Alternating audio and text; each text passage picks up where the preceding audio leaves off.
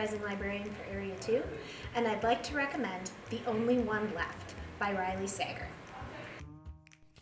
This is a deeply atmospheric novel set in 1983 on the coast in a decrepit old building. Oh yes, and it's filled with a cantankerous old woman who was accused of murder in 1929. Did she really do it? Nobody knows. Her entire family was murdered, but she's never left the house, Hope's End, since that date. The story is told by Kit, a registered nurse taking care of Lenora Hope.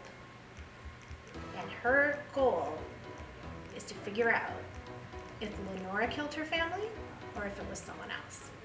Now, I don't want to tell you too much because it would spoil the exciting adventure that is the book. But I can tell you that the setting is like another character. The 1983-ness of the book really permeates through everything from descriptions of what the characters are wearing to the lack of technology that's in the house. If you're interested in reading The Only One Left, make sure you check it out at the San Diego Public Library. We also have ebook copies and e-audiobook copies available on Cloud Library.